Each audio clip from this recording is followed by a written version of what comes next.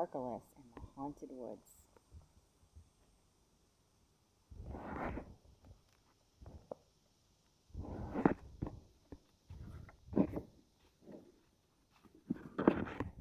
I'm sorry, Sparkleton in the Haunted Woods.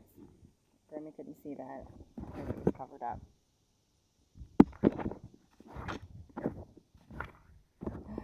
It's an emergency. Sparkleton galloped all the way to Grandma Una's classroom. "I've got a glitterific new plan," the shaggy unicorn yelled as he burst into the glen. He had stayed up all night working on his plan. It had blueprints, it had checklists, and it was going to work. He just knew it. "I'm finally going to get wish-granting magic," Sparkleton told everyone. But his classmates were too busy talking to each other to pay any attention to him. Sparkleton hates studying, period. Rosie loves to study. "I studied all this test all night." Willow only likes to study goblin lore.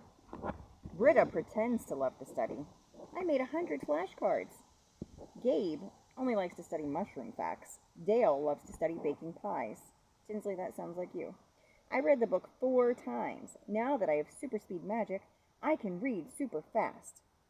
Zuzu doesn't need to study, and Twinkle studies manners books for fun.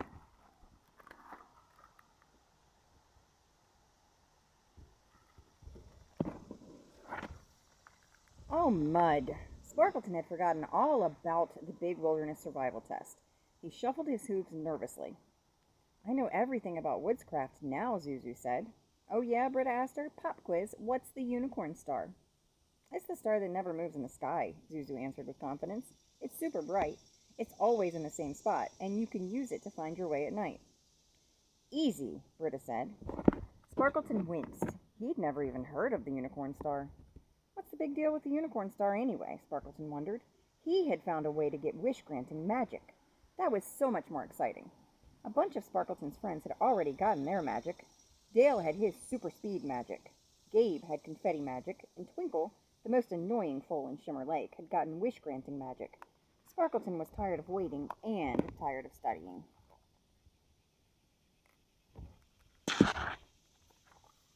"Hey guys, I've got a shimmerific new plan," Sparkleton tried again, but they still weren't listening. "I hope I pass the test," Willow was saying to Gabe. "I really, really want to go on the class camping trip. Maybe I can spot a goblin in the woods." Sparkleton froze. "Wait," he said. "If you don't pass the test, you can't go on the camping trip?"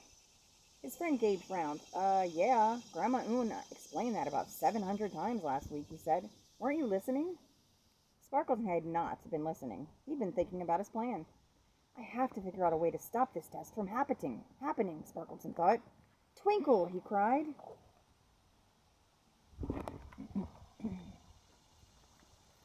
Sparkleton trotted over to his classmate. "I need you to grant a wish for me. It's an emergency." It was an emergency, after all, just not for anybody else. Twinkle's eyes went wide. "An emergency?" she said. "Oh no, quick, how can I help?" "I wish Fortin skunks," Sparkleton said very fast. He was pretty sure you could still grant a wish, even if you didn't understand it. "10 what?" Twinkle said. 10 stumps? "Don't worry about it," Sparkleton said. "Just grant the wish. It's an emergency, remember?" Twinkle nodded. "Okay," she said. "Just focus really hard on 10 stumps or whatever it is." She quickly stamped her front hooves. 1, 2. Then she lowered her nose and traced a figure 8 in the air with her horn. Finally, she looked straight into Sparkleton's eyes.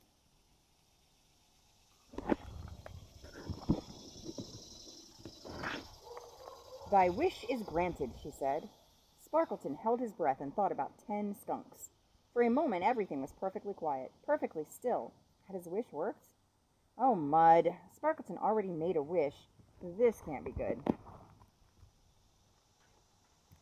Chapter 2. Utter mayhem, pandemonium, skunks everywhere. There was a loud pop and a flash of light, and suddenly there were skunks everywhere. "Eek!" Britta whinnied. One of the skunks had landed on her head. The skunk was scared as Britta. It raised its tail and sprayed her right in the face. Then it scampered off into the woods in a panic. Britta cried, scraping at her face with her front legs. "Blarg!" Sparkleton's eyes watered. The smell was really horrible. "Skunks!" Rosie yelled. "Everywhere!" "Run!" Zuzu shrieked. Suddenly everyone was moving fast. Sparkleton watched, eyes wide. Gabe tripped over Rosie and went tumbling. Zuzu leapt over Dale, who was zooming out of the clearing as fast as he could go. Dale crashed into Gabe, and then Dale went tumbling, and every single book in the classroom Glen got knocked over. And then, just like that, it was over. The skunks had all run in one direction. The young unicorns had all run in the other. Sparkleton was standing in the wreckage all by himself. The classroom Glen was quiet, and it smelled awful. The test would definitely have to be rescheduled.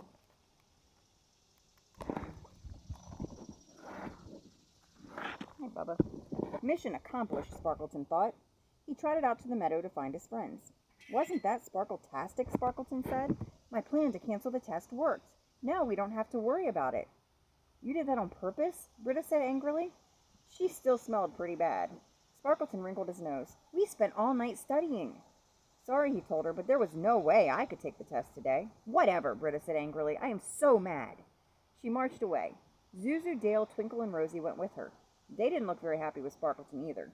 Sparkleton felt bad. He hadn't meant to make anyone angry, but then he remembered that he wouldn't have to fail the test today, and he felt better. He trotted over to Willow and Gabe.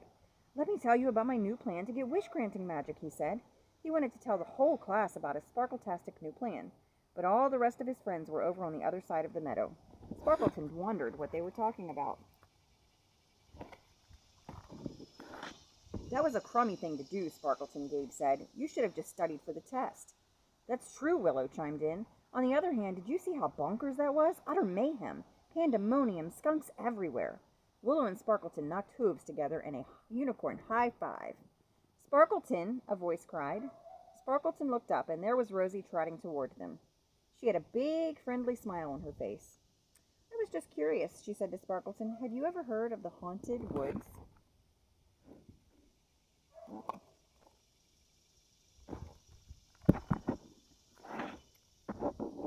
Chapter 3.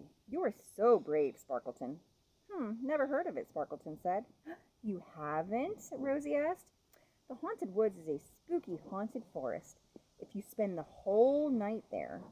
Rosie paused dramatically. Sparkleton's eyes were wide. What was she going to say? Rosie took a deep breath, and then she whispered, You wake up in the morning with wish-granting magic. Sparkleton's eyes grew even wider. And nobody's ever done it before. It's just too scary, Rosie said. Sparkleton, you could be the first one. The first one? Sparkleton said dreamily. Rosie was getting more and more excited as she went on. You should definitely go, she said. I'm sure you can spend the whole night, Sparkleton. You're so brave. You probably won't even notice the hideous howling of the whirlwind unicorn. Sparkleton shivered. That sounded pretty scary. What's the whirlwind unicorn, he asked. Oh, it's no big deal, Rosie said. It's just a terrifying ghost that stalks the haunted woods. It only comes out at night. But don't worry. You'll hear it coming long before it arrives to drive you mad with fear. Rosie lowered her voice. Sparkleton leaned in so he could hear what she was saying. First, Rosie whispered, you hear the thumping. Sparkleton swallowed hard. Then she went on, her voice even softer, you hear the scratching. Sparkleton's knees trembled a little. And finally, Rosie finished, her eyes as wide as saucers. You hear its voice howling in the wind as it moans your name. It knows your name, Sparkleton, and it's going to get you.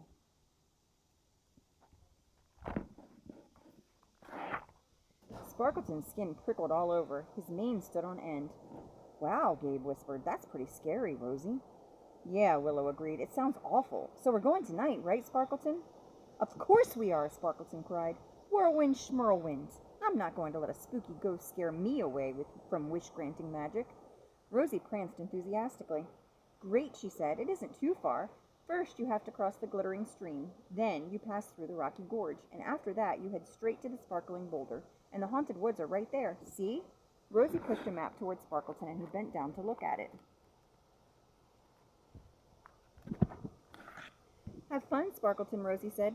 Remember, you will have to spend the whole night in order to get wish-granting magic until sunrise. And don't worry, I'm sure the whirlwind unicorn won't trap you in a supernatural tornado or anything. She trotted off, her tail swishing cheerfully behind her. This is going to be Sparkletastic, Willow said. That's not the word I would have chosen, Gabe said. But Sparkleton noticed something. Gabe did not say count me out. He was coming with them. Good old Gabe, Sparkleton thought. He really was a loyal friend, even if he was a grouch. The three friends spent the rest of the afternoon planning for their nighttime adventure. They studied Rosie's map, they gathered snacks, and they wondered a lot about the whirlwind unicorn. Maybe it's not really a ghost, Willow said. Maybe it's an actual whirlwind, Gabe said. Just some weird weather thing that happens in the woods sometimes. Maybe it's made up, Sparkleton said. I bet it isn't even real. But he kept hearing Rosie's voice in his head. It knows your name, Sparkleton, and it's gonna get you. Chapter 4. We're lost already. When it was bedtime, Sparkleton lay down in his soft bed of grass. He looked at the last purple streaks of sunset in the sky. Soon he heard his sister Nella and Grandma Una snoring softly. Time to go. Sparkleton sprang up, grabbed the saddlebag he had stashed next to his bed, and trotted out of the little glen their family lived in.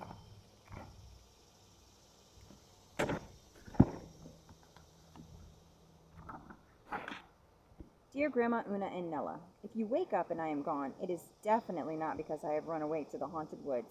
Love, Sparkleton.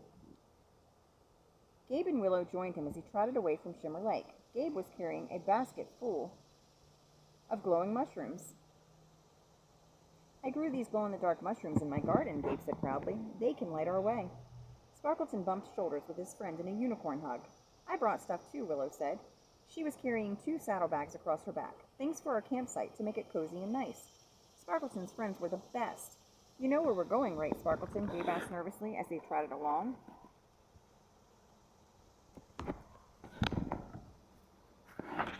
Sparkleton nodded. The glittering stream is on the other side of that hill, he said. He pointed with his nose at a big hill in the distance. The sky was getting darker by the minute, but you could still see the hill against the purple sky. Sparkleton smiled. This was fun. Some blue flowers blooming at the edge of the path gave the night air a sweet smell. The stars twinkled peacefully in the sky. Sparkleton noticed a very big and bright star to the left. That must be the unicorn star, he thought. What did Rosie say about the whirlwind unicorn? Gabe asked nervously as they made their way toward the hill. First the scratching. No, the thumping. Definitely first the thumping. Then the scratching. Then the terrible moaning voice.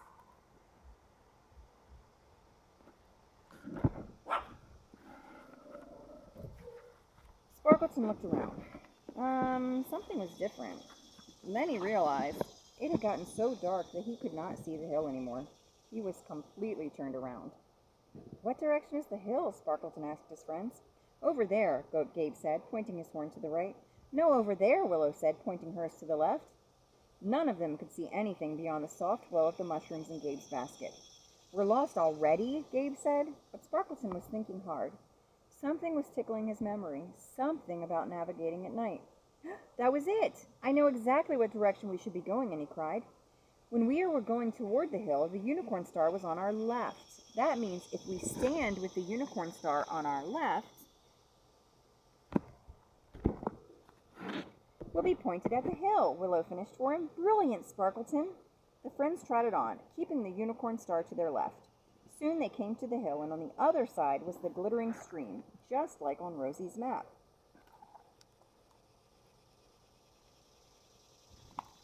All right, we're going to pause this story for now and pick the rest of it up later, guys.